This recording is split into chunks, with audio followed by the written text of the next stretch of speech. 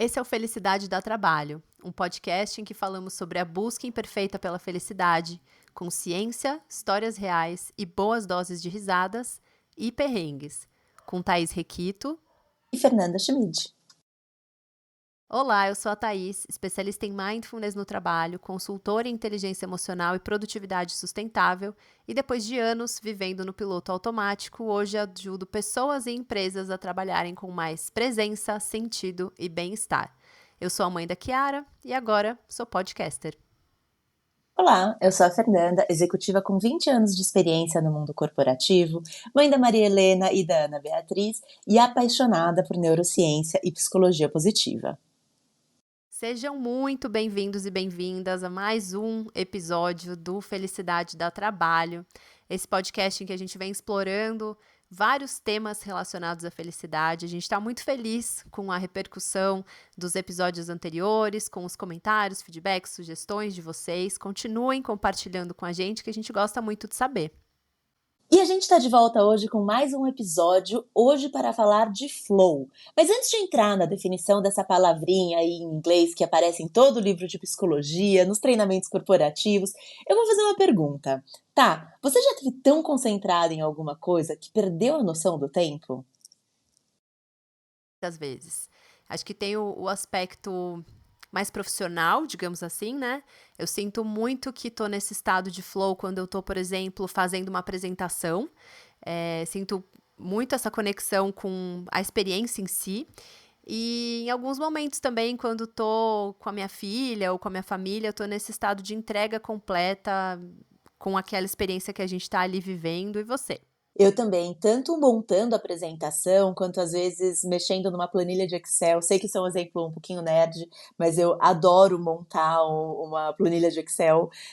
E do lado mais pessoal, quando eu tô lendo, assim, eu mergulho numa história. Eu agora tô lendo Ana Karenina, tô amando ser um livro daqueles que você não quer largar. Ou então correndo também, né? Acho que esse é um momento, assim, que você quer melhorar, você quer bater o seu próprio tempo, etc. E acho que eu perco a noção, assim, até assim, nossa, já corri tudo isso. Tipo, é uma das coisas que eu mais gosto de fazer e onde eu mais me sinto, assim, nesse estado, né? Muito legal. E esse estado que a gente está falando aqui de concentração, entrega tão profunda na experiência que a gente até perde a noção do tempo, tem nome, né, Fê? É flow. E foi cientificamente estudado e vem sendo explorado por pesquisadores do mundo todo já há décadas, né? Quer falar um pouco mais sobre isso? Em um dos episódios anteriores, quando a gente falou que era psicologia positiva, a gente comentou sobre os pilares, né, do PERMA, que é aquele acrônimo em inglês para os 5 pilares aí da felicidade, que seriam emoções positivas, engajamento, relacionamento, propósito e realização. E o flow é justamente essa segunda letrinha, né, a letrinha E, que é o engajamento. Ele é um conceito que foi criado pelo psicólogo Mihai Csikszentmihalyi.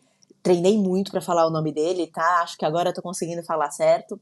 Mas é um conceito que foi criado lá em meados dos anos 70, e ele é esse estado de imersão total, assim, dentro de uma atividade, onde você se sente realmente produtivo, satisfeito, feliz. Se compara muito esse estado de flow com o estado do surfista, quando tá ali no mar, pegando uma onda, né, se desafiando. E é essa sensação de se perder no momento, sem você se distrair com outra coisa, sem você se preocupar com outra coisa. E a coisa legal do flow, né, Fê, é que o Mihaly, ele fala muito nos talks que a gente pode assistir dele na internet, também nas publicações, nos livros dele, que a investigação sobre o flow, ou mesmo propor esse termo, né, veio muito do trabalho dele investigando o que traduzia uma vida de satisfação, de felicidade, né? Ele começou se interessando e trazendo curiosidade para isso, e fazendo pesquisas também sobre criatividade e atividades que geralmente já têm um senso de ser gratificantes em si mesmas, né? Intrinsecamente gratificantes. Então, quando ele percebeu que existia alguma coisa comum entre as pessoas que reportavam esse estado de satisfação ou essa sensação de que aquela atividade era gratificante em si, ele foi lá tentar entender quais eram as características, né? O que traduzia esse estado. E ele propôs esse nome, né, que é o flow, ou em português a gente poderia falar fluxo, mas a gente vai usar aqui flow para ficar ali mais fiel à literatura do Mihaly. Então, era essa experiência ótima, que tinha essa característica de um foco mais intenso, mas essa fusão, é como se a gente tivesse completamente fundido com a experiência, de tal forma que a gente perde um pouco a noção de quem a gente é, a noção do tempo. Então, tem algumas características específicas, né? E ele fala mais ou menos 7 características, a gente não vai se aprofundar aqui em todas elas, por questão de tempo e porque também essa literatura é vasta, dá para quem quiser saber sobre os detalhes se aprofundar, mas basicamente tem necessariamente essa ideia de concentração intensa, né? Então, foco muito profundo naquilo que você está fazendo e esse senso de se fundir com a ação, né? A gente escuta isso muito no universo dos esportes ou de artes, né? Músicos, que eles estão ali tão entregues à experiência que eles estão vivenciando que eles nem conseguem se separar quase, né? Do instrumento que eles estão, por exemplo, tocando, né? Se for o caso de um músico. Então, é como se a gente perdesse momentaneamente essa autoconsciência, né? Ou essa visão muito autocentrada que a gente tem. As minhas preocupações, as coisas que estão acontecendo comigo, para simplesmente estar ali engajado com aquilo que a gente está fazendo, mas também tem um senso de que a gente tem um domínio sobre essa ação que a gente está exercendo, né? Então, sem aquelas emoções de ansiedade, de fracasso, eu estou de fato fluindo, né? Se a gente for usar a palavra em si. E essa percepção meio distorcida do tempo, né? Parece que horas passam como se fossem minutos. Então, fiquei ali, nossa, 2, 3 horas, que nem a Fê falou, fazendo a minha planilha de Excel lá, tornando ela cada vez mais incrível. Mas parece que, nossa, perdi a noção do tempo, já passou da hora de comer, de tomar banho, de beber água, e a gente tá ali tão entregue, né? E eu vou falar mais sobre isso já já, mas uma palavrinha importante aqui, que aparece muito na literatura, é autotélica. Não é uma palavra que a gente usa tanto no nosso dia a dia, mas que basicamente traz esse conceito de que a experiência é recompensadora em si, né? Então, traz essa característica de que só fazer a atividade já tá me dando um senso de satisfação. Mas tem algumas condições, né, Fê, para o flow acontecer. Primeira condição para você conseguir entrar em flow é a questão do tamanho do desafio versus o tamanho da sua habilidade. É sempre importante você ter um equilíbrio entre essas duas coisas. Não adianta você ter um desafio que seja muito pequeno, porque acaba que você não se sente, né, motivado, não se sente inspirado para tentar fazer melhor e acaba entrando numa zona de tédio. Por outro lado, se você tem um desafio que é muito maior do que o seu nível de habilidade, o que acaba acontecendo é muita ansiedade, né? Se você tem um problema, às vezes um chefe chega com alguma coisa para você resolver, que é uma coisa muito além daquilo que você está acostumado, do que você se sente capaz de fazer, você acaba também não conseguindo, né, entrar nessa zona de flow, você vai para uma área ali de ansiedade mesmo. Então, o desafio, ele não pode ser nem fácil demais, nem uma coisa completamente impossível. Um outro ponto, uma outra condição aí para você conseguir entrar em flow é você ter objetivos muito claros, você ter metas bem definidas, regras claras do que pode, o que não pode. Senão também você não consegue entrar nesse estágio, porque a ideia desse estágio de flow é justamente você estar constantemente se desafiando, entregando, e aí você vem meio que vai subindo assim, né, dentro dessa curva. Aí entra um pouco mais de desafio e você se esforça e entrega um pouco mais, mas você precisa ter essa. Se você está sempre aumentando, crescendo, você precisa sempre ter um desafio um pouco maior para se sentir motivado e entrar ali dentro desse estágio. E o terceiro ponto é a questão do feedback imediato, né? Você ter um retorno muito claro e rápido, seja de uma outra pessoa, seja do seu próprio, você mesmo se avaliando ali enquanto você está fazendo essa atividade, para você saber se você está indo bem ou não e o que você pode ir fazendo para melhorar. Então, acho que essas são as 3 condições aí principais para o flow.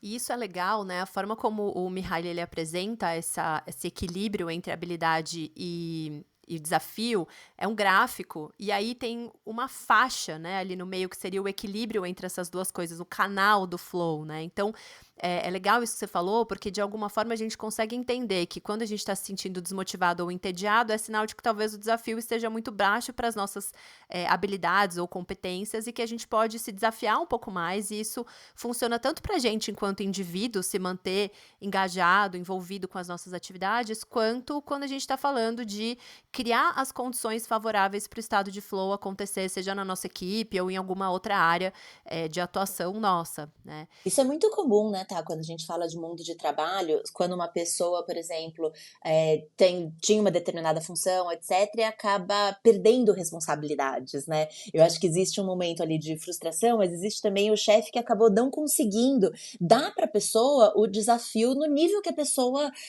consiga realmente performar o seu melhor, assim: "Ah, mas é mais fácil fazer isso do que o que você fazia antes". Tudo bem, mas aí eu também não tô me sentindo motivado. E acontece também o contrário, né, que é o gestor que não consegue entender qual é o nível de desafio que dá para você colocar para cada indivíduo, pode acabar dando uma responsabilidade muito grande, uma coisa além daquilo que a pessoa consegue entregar, e acaba desmotivando pelo outro lado, né, gera ansiedade, etcétera, muita pressão e muitas vezes até levando a um burnout. E isso vale para o mundo do trabalho e para a vida pessoal, né, porque quando a gente usa um exemplo seu, por exemplo, da corrida, né, se eu estou querendo talvez correr uma corrida de muitos quilômetros que eu ainda não estou preparada ou em condições que estão muito difíceis e eu ainda não desenvolvi a habilidade, uma coisa legal é ter essa mentalidade de crescimento, de saber que eu posso ajustar as minhas habilidades para corresponder àquele desafio que eu estou me propondo a realizar, né, ou enfim, me envolver, ou que eu preciso encontrar um desafio que esteja mais ali em linha com o que eu já tenho para oferecer, né? Mas sabendo que a gente pode desenvolver mais habilidades para lidar com desafios maiores. E isso é muito legal, né? Porque para os adultos, diferente das crianças, né? Vou começar pelas crianças, então.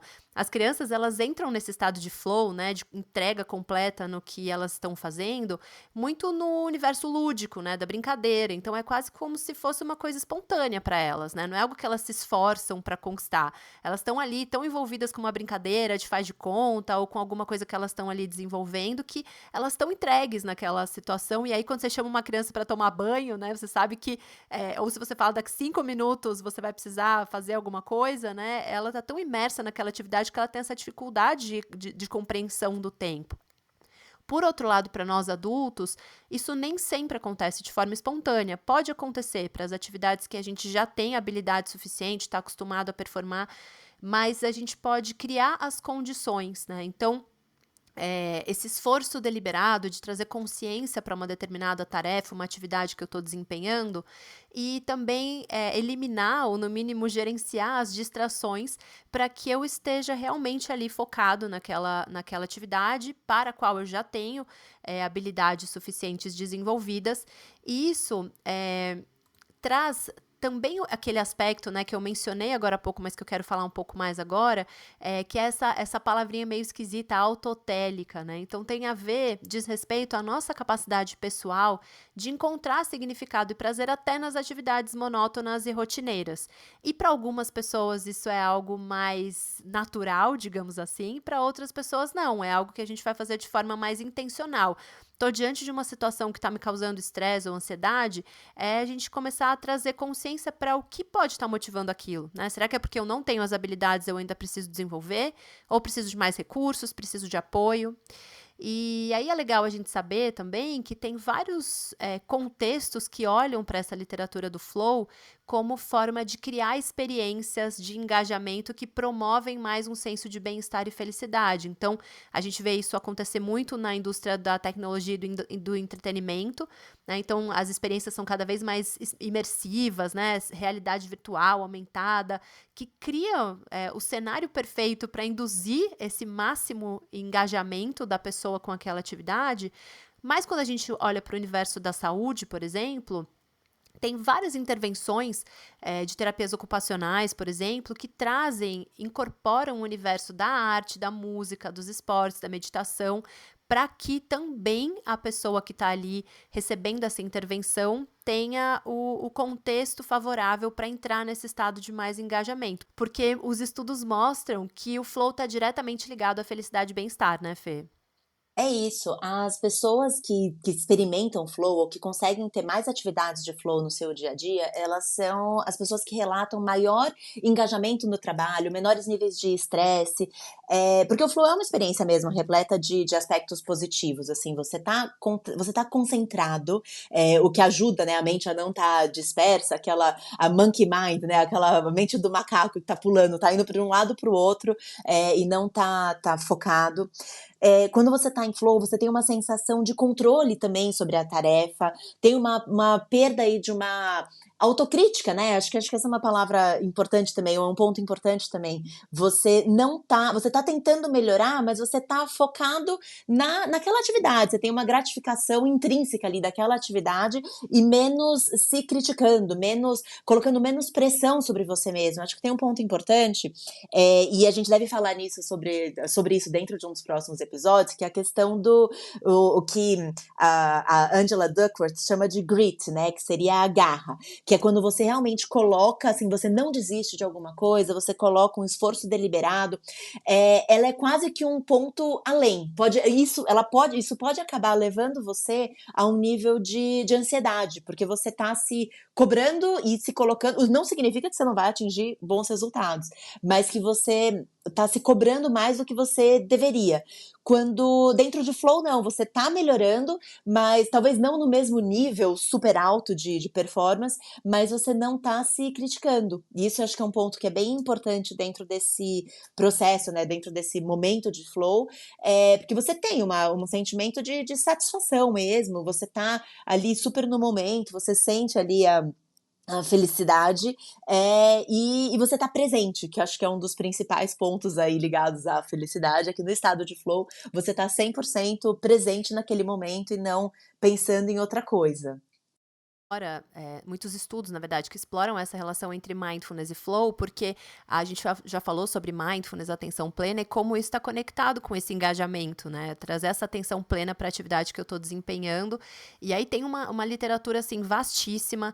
O flow, ele foi incorporado, né, pelo universo da psicologia positiva, e os dois, né, o Mihaly e o Martin Seligman escreveram até uma espécie de um manifesto juntos, né, trazendo essa ideia de que o engajamento dessa maneira que a gente está descrevendo aqui é muito importante, é fundamental para uma vida com plenitude, né, com bem-estar, com florescimento.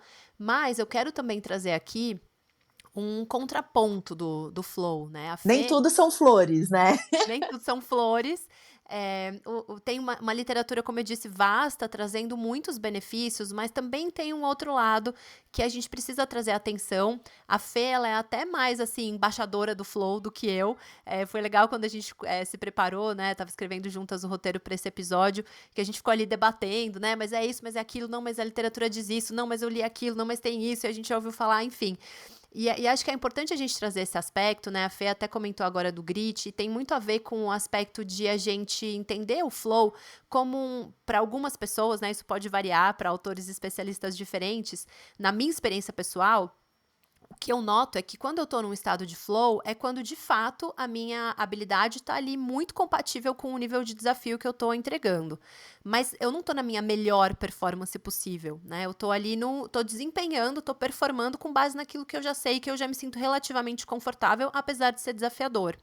Então, tem esse aspecto, né, de que talvez o flow, ele não seja um estado que vai levar a gente para o próximo nível, assim, se a gente está pensando em, nossa, como é que eu vou realmente ser o melhor ou profissional, ou corredor, ou alguma atividade que a gente esteja desempenhando, porque ali vai exigir um envolvimento intelectual, cognitivo, intencional, deliberado maior. E até um esforço maior também, né? Um esforço maior, porque no flow, o estado, né, de estar ali tão envolvido com a experiência e perder a noção do tempo, perder essa sensação, né, de quem sou eu, quem é a atividade, num trabalho que leva a gente para o próximo nível, digamos assim, né, talvez a gente precise ter muita consciência do tempo, de quem eu sou, de quais são as minhas habilidades, da atividade que eu estou exercendo. Mas, para além disso, tem alguns autores também trazendo uma visão preocupante do flow, no sentido aspecto mais viciante, né? Porque como a Fê descreveu lá no começo, as condições para o flow acontecer, elas têm a ver com um feedback imediato, né? Para além dessa entrega, desse engajamento. Então, quando a gente fala na tecnologia, nos videogames, no mundo do entretenimento virtual, assim, de forma geral, aplicativos de redes sociais, toda a arquitetura desses programas é pensada para eliminar qualquer ruído, né? Qualquer dificuldade que a gente tenha para que a gente esteja completamente imerso e os feeds, né? Que hoje em dia não tem fim, assim, a gente pode ficar ali infinitamente vendo posts e tal. Tudo isso leva a gente, junto com esse feedback, né, das curtidas, dos comentários, da novidade que nunca para de acontecer, isso pode trazer um aspecto viciante nesse feedback imediato e nessa imersão tão profunda que a gente perde a referência do tempo e perde a noção de outras responsabilidades, né? E acaba se viciando naquela atividade. Então, algumas empresas, enfim, especialmente do universo da tecnologia, usando deliberadamente o flow, né, o conceito do flow dessa imersão e desse feedback imediato para condicionar as pessoas a fazerem um uso mais compulsivo, né? E isso pode levar a uma série de consequências que são danosas, né, como a ansiedade, estresse crônico, a depressão em alguns casos. Então, é importante a gente trazer essa consciência para o dado de que flow está associado muitas vezes com bem-estar e com felicidade, mas que o uso não apropriado dele, né, como por exemplo, se a gente for pensar no universo corporativo, como a gente já falou, uma empresa proporcionar um ambiente todo favorável, né, não tem distrações e tudo mais, para que as pessoas entrem em estado de flow, para favorecer o bem-estar, que na verdade não é real e genuíno, porque talvez aquele ambiente seja tóxico e ela trabalhe longas horas e tenha uma carga de trabalho excessiva. Então, é importante a gente também trazer esse olhar bem consciente, assim, para que o flow ele precisa ser algo motivado pelo indivíduo.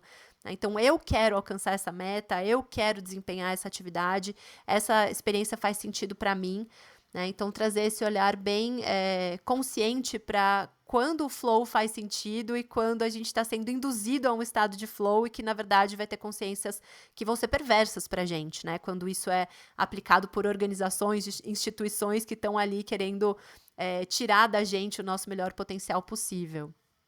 Então, quanto mais o ser humano conhece sobre o próprio ser humano, sobre como funciona a nossa mente, etc., mais isso pode ser usado tanto para o bem quanto para o mal, né? Então, é isso. Se a gente sabe, acho que tem um dos livros mais vendidos, acho que até continua esse ano, mas do ano passado, foi o Geração Ansiosa, do Jonathan Haidt. E ele fala justamente sobre isso, sobre a importância de você não deixar, principalmente ali crianças e pré-adolescentes que estão no momento crítico de desenvolvimento, entrarem em redes sociais, sites, etc., que podem gerar esse tipo de vício, justamente porque tudo ali foi construído para deixar a pessoa engajada, né, ou presa dentro daquela plataforma.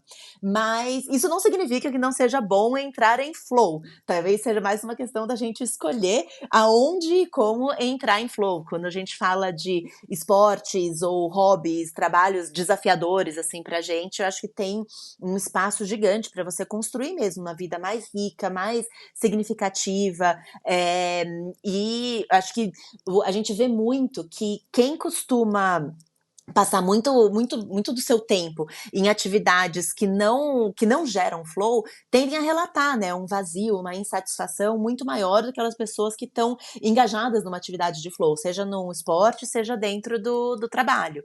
Porque o flow, ele tem realmente muitos benefícios, né? A gente está falando de uma satisfação ali de necessidades psicológicas, né, básicas, de competência, de você se sentir, nossa, eu consigo realizar esse desafio, de autonomia, que é você estar ali totalmente entregue, fazendo, melhorando, esse senso de realização, acho que a gente já falou, realização é uma das outras letrinhas, né, um dos pilares ali do PERMA, E crescimento, né. Então, tem uma questão do flow que realmente, se você consegue ter mais atividades de flow no seu dia, você se sente mais feliz e quanto mais você tem momentos felizes, mais você vai criando uma espécie de estoque, né, um reservatório aí emocional que acaba, se não blindando, mas pelo menos te deixando mais forte diante das adversidades que tem na vida. Então, quanto mais você tem um estoque aí de momentos positivos, melhor é para a sua felicidade total no final do dia, dependendo das coisas negativas aí que podem acabar vir acontecendo. E então feito o parênteses, né, do lado mais sombrio, assim, do flow que eu falei antes, é importante a gente saber que sim, ele já vem sendo estudado há muitos anos por profissionais do mundo inteiro, sérios, respeitados, universidades, também respeitadas de renome, e a gente sabe que tem esses benefícios por causa desses mecanismos que a Fê falou agora, né, como é que eles promovem felicidade e bem-estar por meio desses fatores que a Fê descreveu, e eu acho que é legal também a gente destacar que flow não é uma coisa que a gente consegue entrar intencionalmente. Então, agora estou entrando em flow, né? É uma coisa que acontece, é um fenômeno, digamos assim, que acontece naturalmente quando tem essas condições e essas características, né, que a gente estava descrevendo antes. Então, não é que, então agora eu vou sentar aqui e vou estar em estado de flow intencionalmente. Eu posso criar as condições favoráveis para isso acontecer, o lugar que eu tô, né, a empresa, a gente estava falando das empresas de tecnologia ou da empresa em si que eu trabalho, podem favorecer um ambiente podem criar um ambiente que favoreça o estado de flow, mas não é algo que dá para apertar um botão e falar, agora entrei, né? Então é importante a gente saber até definir algumas situações em que a gente estava em estado de flow, né, que depois a gente percebeu, provavelmente, que, nossa, a coisa fluiu, né, quase como se a gente fosse um veículo, né, para aquela atividade acontecer, para a gente conseguir produzir aquele resultado, e identificar quais eram as características, né, que composição era aquela que permitiu que esse estado acontecesse. Tá, e você sabe que um dos grandes debates hoje é esse de home office ou ir para o escritório, né? E muita gente fala que acaba sendo muito mais produtivo no home office, justamente porque você não tem as condições ótimas ali para flow, muitas vezes quando você está no escritório. Estar no escritório tem uma série de vantagens, sem dúvida, em termos de estar ao vivo com os colegas. A gente deve falar mais para frente em algum episódio sobre a importância da corporificação, né, e de você estar fisicamente presente, dividindo refeições, etc., com outras pessoas. Mas quando a gente fala dos escritórios hoje, que são aqueles espaços abertos, com barulho, com notificações, com pessoas vindo uma assim, do seu lado, te interrompendo, etc., acaba sendo mais difícil você se concentrar, acaba sendo mais difícil você entrar em flow, ou se você entra, você acaba sendo interrompido, seja ou quando não é uma notificação de e-mail, de uma rede social, é por alguém que está passando, que te chama para tomar um café, etc. E isso atrapalha, né, a nossa produtividade também no trabalho. Eu já comentei aqui algumas vezes que eu trabalhei na Microsoft, né, alguns anos atrás, e é uma empresa de tecnologia muito vanguardista, né, que trazia vários rituais e processos e convites para os profissionais que trabalhavam ali para a gente fazer as coisas de jeitos que as outras empresas ainda não estavam assim tão abertas para escutar. E o home office já era algo incentivado há muitos anos, né? E eu me lembro que na época em que a gente mudou o estilo do escritório, né, antes a gente tinha umas baias, assim, com uma divisão melhor, algumas pessoas trabalhavam em sala, e daí a gente mudou para um modelo em que era completamente aberto, né? A gente tinha um vidro que separava uma mesa da outra, então você escutava todo barulho, as pessoas se viam, qualquer coisa que acontecesse você enxergava. E eu me lembro de que muitas vezes escolher trabalhar de casa quando eu precisava produzir algum conteúdo importante, fazer uma análise, um relatório, uma apresentação, porque em casa, de fato, era um ambiente muito mais propício para esse estado de flow, né? E às vezes eu acabava trabalhando, né? Não incentivando que alguém faça isso, mas acabava trabalhando bem mais horas, assim, concentrada, do que eu trabalharia no escritório, né? Porque aí eu de verdade esquecia até de ir no banheiro, até de comer, porque estava ali tão imersa naquela atividade. Então, eu vejo hoje em dia algumas empresas, quando a gente fala de produtividade sustentável, bem-estar, algumas empresas repensando, né, esse modelo híbrido e trazendo as pessoas para o escritório para fazer aquilo que realmente precisa ser feito no escritório, né? Então é para trabalhar cultura, é para trabalhar pertencimento, é para trabalhar relacionamento, mas não para ficar cada um sentado na sua mesa fazendo reunião online algo que poderia ser feito em qualquer lugar do mundo, né? Ou para ficar respondendo e-mail, mandando mensagem, que eu poderia estar em qualquer lugar, sendo até mais produtivo e tendo mais qualidade de vida por não ter esse tempo de deslocamento, enfim. Então, repensar e redesenhar essa nossa relação com o trabalho, considerando também o flow, né? Aqui a gente está falando de flow, mas a gente está falando de outros elementos também, é super importante. Né? E num mundo que é tão cheio de distrações, Fê, fica bem mais difícil a gente conseguir se concentrar de verdade, né? Não, e falando ainda do trabalho, tem um ponto que a gente acaba fazendo muito, né? E eu faço aqui uma meia-culpa, porque eu percebo que eu faço isso também, e quando eu percebo, quando eu tomo consciência de que eu tô fazendo, eu paro, mas volta e meia acaba me pegando de novo, que é você tá nesse modo multitarefa, né? Que é você tá fazendo mais de uma coisa ao mesmo tempo, ou seja, você não consegue, você não tá em flow em nenhuma das duas. E isso a gente percebe, enfim, nossa, reunião online, que cada um tá olhando para um lugar diferente, as pessoas não estão realmente imersas ali, prestando atenção, de repente, numa apresentação que está sendo feita, ou às vezes até em reunião presencial, assim, as pessoas estão montando a sua parte da próxima apresentação, ou respondendo uma mensagem, respondendo um e-mail, e isso acaba atrapalhando realmente tanto a produtividade de todo mundo, quanto essa sensação de você estar na sua experiência ótima, né? Que é o ponto onde o flow, acho que seria a definição aí melhor de flow, que é você atingir esse ponto ótimo de experiência, em que você está entregando, você está se desafiando, mas em que você também tem essa sensação de estar fluindo dentro daquela atividade. Eu vou trazer um exemplo pessoal que eu acho que dá para ilustrar isso, e aí vou convidar já vocês para começarem a pensar aqui em como aplicar isso no dia a dia de vocês.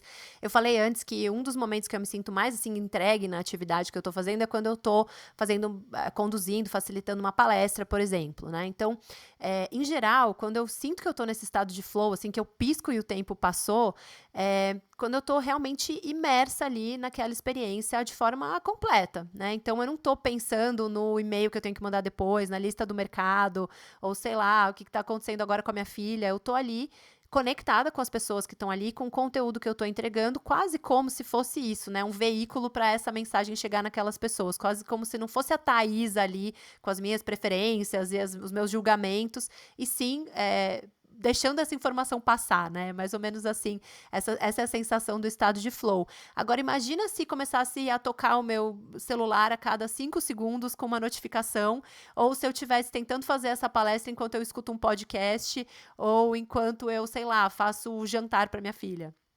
Eu não estou em estado de flow, né? Então, para a gente favorecer esse estado, né, sabendo que isso é benéfico para o nosso bem-estar e que faz parte de uma vida plena e feliz, a gente está engajado, imerso, realmente fundido com a atividade que a gente está desempenhando, a gente pode criar essas condições favoráveis, né? Então, minimizar essas distrações, focar em uma coisa por vez, né, trabalhar as nossas habilidades para que a gente esteja cada vez mais correspondendo ao nível de desafio que a gente está envolvido, ou até pedir ajuda, pedir suporte, né? Se a gente está falando do trabalho, olha, eu tenho esse desafio, está muito grande, eu preciso fazer um curso para desenvolver essa habilidade, preciso de um conhecimento novo, preciso de mais pessoas me apoiando, preciso de um coach, um mentor, alguém que me apoie nesse processo, né? Então fica evidente que trazer consciência para aquilo que a gente está vivendo, para as nossas possibilidades e para o tamanho do desafio que a gente está, é super fundamental para que a gente possa passar mais tempo dentro desse estado de flow, né? E aí, a gente vai para aquele momento do nosso episódio aqui do nosso podcast que a gente convida vocês para também exercitarem isso no dia a dia de vocês, né? Então, para colocar isso em prática ao longo dessa semana, a gente vai começar convocando a nossa consciência para identificar atividades em que a gente já se sentiu no flow. Atividades em que a gente teve essa sensação, nossa, estava tão ali entregue ao que eu estava fazendo, que a atividade em si me trouxe esse senso de gratificação, né? Não era a conclusão dela, e sim ela em si, né? Que atividades foram essas? E será que tinha algum padrão entre elas? Eram os níveis de desafio, eram os lugares em que você estava, as pessoas com as quais você estava. E, aliás, a gente nem falou isso aqui, mas fazer atividades em conjunto, né, e ter uma experiência de flow social com outras pessoas também tem esse aspecto, esse componente adicional de benefício, não só do bem-estar individual, mas também com esse foco no coletivo. Então, o que tinha em comum, né? Quais eram as características dessas situações? E aí, será que você consegue escolher uma tarefa ou hobby e criar um ambiente ideal, as condições ideais que a gente já falou aqui algumas vezes, para entrar nesse estado de flow, ainda que isso não seja uma coisa 100% intencional, mas criar as condições para que isso possa acontecer? Então, silenciar as notificações, estabelecer ali um tempo dedicado, desenvolver as habilidades ou acumular o conhecimento necessário para aquilo. Enfim, experimenta isso para você descobrir se é possível reproduzir voluntariamente esse estado de flow, e aí experimenta para anotar como é que você se sentiu e fazer disso uma vivência, uma experiência na sua vida. E depois conta pra gente como foi o resultado. Maravilha, tá. E agora o nosso quadro mais divertido, quando a felicidade não dá trabalho. Aqui é o momento em que a gente deixa um espaço para você, ouvinte, contar pra gente uma experiência em que você viveu, em que a felicidade não deu trabalho, em que você simplesmente conseguiu curtir o momento, que você conseguiu, talvez, quem sabe, estar em flow. Conta pra gente.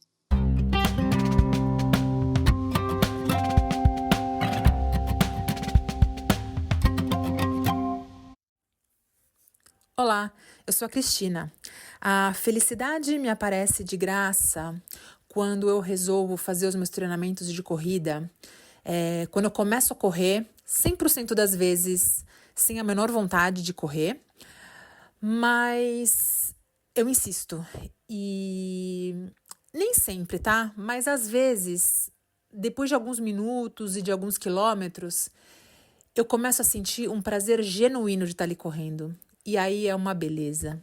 Eu sei que eu vou conseguir cumprir os quilômetros que eu preciso correr de uma forma leve. Eu canto junto com a música que eu estou escutando. Eu até corro mais rápido. Corro com um sorriso no rosto. E a sensação depois da corrida é uma sensação maravilhosa. E eu acho que é um pequeno aí momento de felicidade, uma delícia. É isso, um abraço para todos, tchau, tchau.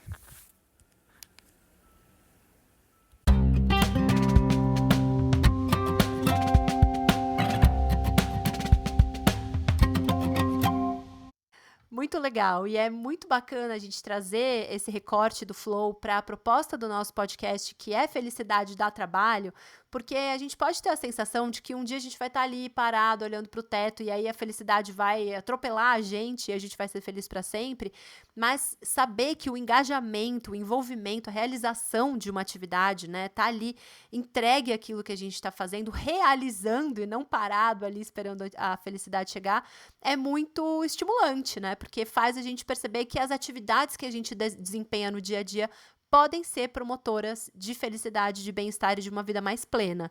Isso me traz bastante alívio, porque o tempo que eu passo ociosa na minha vida atualmente, Fê também, como uma bebezinha recém-nascida, é pequeno. Então, que bom saber que, mesmo desempenhando atividades, a gente pode cultivar esse estado de felicidade e bem-estar e plenitude.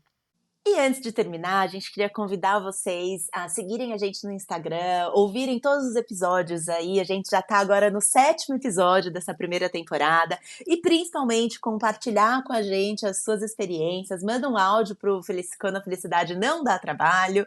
E queremos saber o feedback de vocês. O que vocês estão gostando, o que não estão gostando, temas para os próximos episódios. E é isso. Vamos continuar aí trabalhando pela nossa felicidade e pela de vocês.